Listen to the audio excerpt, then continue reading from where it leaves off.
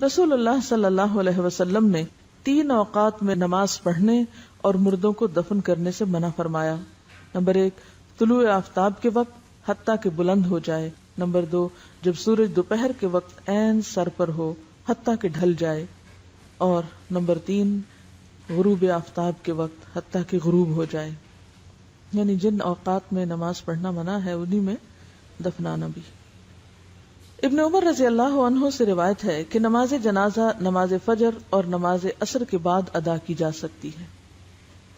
یعنی فجر کی نماز پڑھ کے ساتھ ہی جنازہ پڑھا جا سکتا ہے. حرم میں عام طور پہ ایسے ہوتا ہے. اسی طرح عصر کی نماز کے بعد بعض اوقات جنازہ پڑھا جاتا ہے.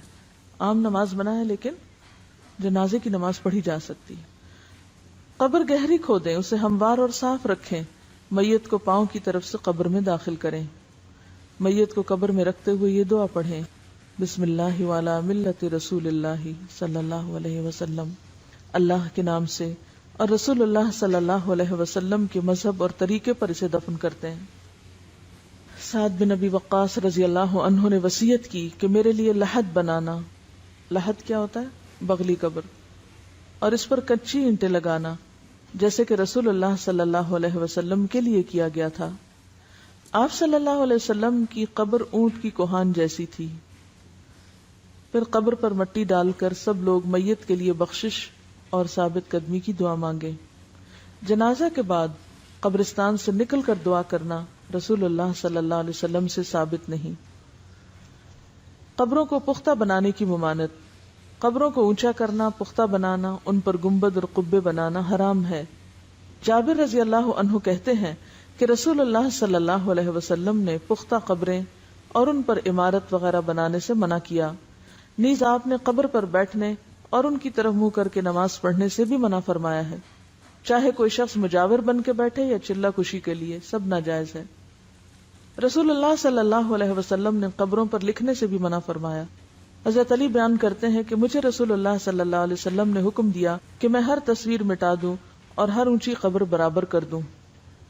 ام حبیبہ اور ام سلمہ نے رسول اللہ صلی اللہ علیہ وسلم سے ایک گرجے کا ذکر کیا کہ اس میں تصویریں لگی تھی، یعنی حبشہ کے علاقے میں جب یہ ہجرت کر کے گئی ہیں، کیونکہ عرب میں تو گرجا نہیں تھا. آپ نے فرمایا جب ان لوگوں کا کوئی نیک شخص مر جاتا تو وہ اس کی قبر پر مسجد بناتے اور وہاں تصویریں بناتے. قیامت کے دن یہ لوگ اللہ کے سامنے بدترین مخلوق ہوں گے. رسول اللہ صلی اللہ علیہ وسلم نے آخری بیماری مرض الموت میں فرمایا اللہ تعالیٰ یہود و نصارہ پر لعنت کرے جنہوں نے اپنے پیغمبروں کی قبروں کو مسجدیں بنا لیا. حضرت عائشہ نے فرمایا اگر اس بات کا ڈر نہ ہوتا کہ لوگ آپ کی قبر کو مسجد بنا لیں گے تو آپ کی قبر کھلی جگہ میں ہوتی، یعنی اس ریسٹرکٹڈ ایریا میں نہیں. اور یاد رکھیے کہ یہ جو قبر کے ساتھ مسجد نبوی ہے یہ قبر کی وجہ سے نہیں بنائے گی. مسجد پہلے تھی اور قبر قریب بنائے گی اور پھر وسعت کی وجہ سے وہ ایک طرح سے جیسے مسجد کے اندر شامل ہوگی، حالانکہ اب بھی وہ ایک طرح سے الگ ہے، ایک کارنر پر ہے، بیچ میں نہیں آئی. ساری ایکسٹینشن پیچھے کی طرف ہوئی، آگے نہیں ہوئی. رسول اللہ صلی اللہ علیہ وسلم نے فرمایا میں نے تمہیں قبروں کی زیارت سے منع کیا تھا، اب تم ان کی زیارت کیا کرو. ایک روایت میں ہے قبروں کی زیارت موت یاد دلاتی ہے. شیخ البانی فرماتے ہیں نبی صلی اللہ علیہ وسلم نے قبروں کی زیارت کرنے والی عورتوں پہ لعنت کی، مگر اس کے بعد آپ نے اجازت دے دی تو اس میں مرد عورت دونوں شامل ہیں. آپ صلی اللہ علیہ وسلم ایک ایسی عورت کے پاس سے گزرے جو قبر پر بیٹھی رو رہی تھی. آپ نے اسے اللہ سے ڈرنے اور صبر کرنے کا حکم دیا. اگر عورتوں کا قبرستان جانا ناجائز ہوتا تو آپ اس کو قبرستان آنے سے بھی منع کرتے، صرف رونے سے نہیں بلکہ وہاں بیٹھنے سے یا آنے سے بھی. حضرت عائشہ اپنے بھائی عبد الرحمن کی قبر کی زیارت کو گئیں. ان سے کہا گیا کیا نبی صلی اللہ علیہ وسلم نے عورتوں کو اس سے منع نہیں کیا؟ تو حضرت عائشہ نے فرمایا پہلے منع کیا تھا پھر اجازت دے دی تھی.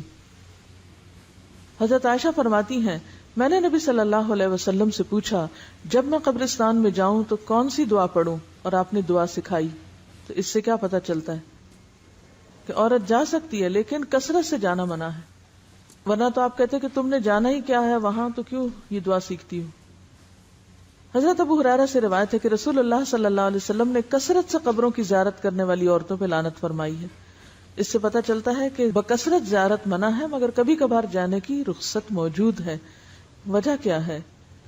آپ صلی اللہ علیہ وسلم فرمایا فزوروها فانها تزهد الدنيا وتذكر الاخرہ، ان کی زیارت کیا کرو کیونکہ یہ دنیا سے بے رغبتی کرواتی ہے انسان کو اور آخرت کی یاد دلاتی ہیں۔ رسول اللہ صلی اللہ علیہ وسلم نے فرمایا مردوں کو برا نہ کہو، جو اعمال انہوں نے کیے تھے وہ انہیں مل گئے۔ ہم لوگ اس ادب اور اخلاق سے بھی عاری ہیں، وہیں بیٹھے بیٹھے شروع ہو جاتے ہیں کہ اس کا چہرہ ایسے لگ رہا ہے، اس کے ہونٹ ایسے ہیں تو اس کا ناک ایسا ہے تو اس کی رنگ ایسا ہو رہا ہے تو اس نے پتہ نہیں کون کون سا گناہ کیا ہوگا، حالانکہ بعض اوقات بعض بیماریاں ایسی ہوتی ہیں کہ جن کی وجہ سے سکن کا رنگ تبدیل ہو جاتا ہے۔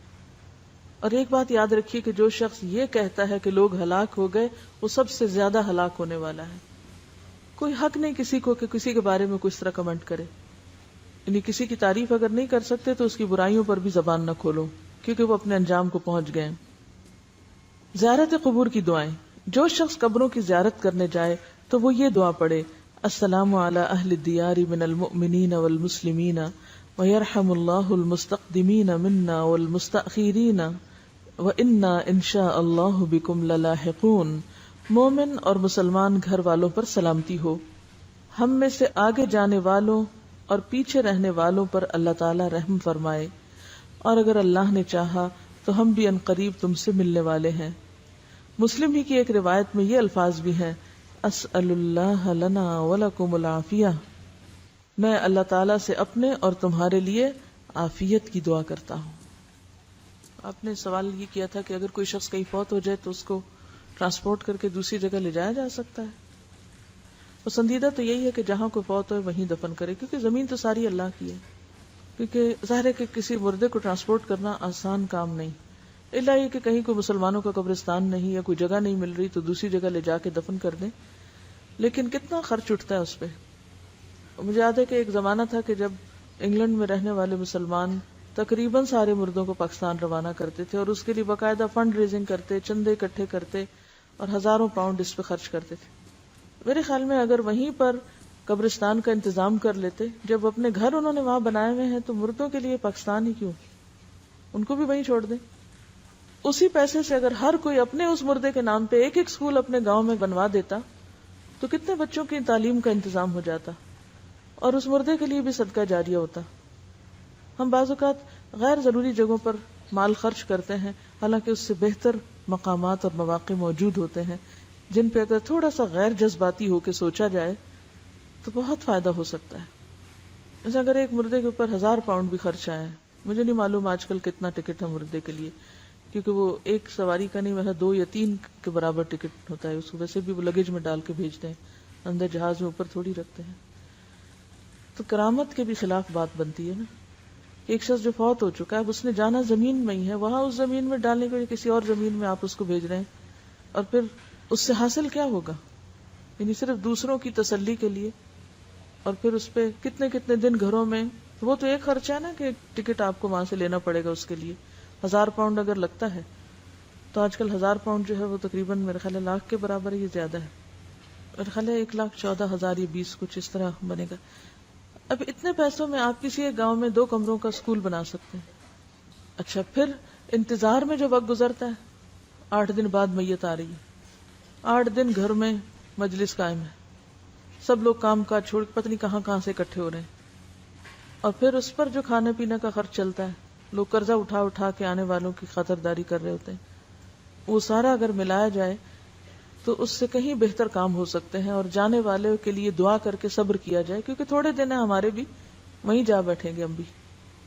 تو جب ہمارے سامنے مقاصد واضح نہیں ہوتے تو پھر ہم اپنے جذبات، اپنی تسلی، اپنے سکون اور اپنی خواہش پوری کرنے کے لیے بلا ضرورت اس طرح کی تکلیف کرتے ہیں۔ اور جب نبی صلی اللہ علیہ وسلم کی واضح حدیث ہے کہ جلدی کرو، دیر نہ کرو، تو پھر کوئی جواز نہیں۔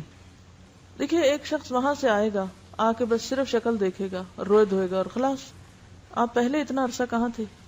آپ کو اس وقت آنا چاہیے تھا جب وہ زندہ تھا، اب تو ایک رسم دنیا نبھانے آ رہے ہیں آپ۔ اور دوسری بات یہ ہے کہ مورچری میں رکھ دیتے ہیں۔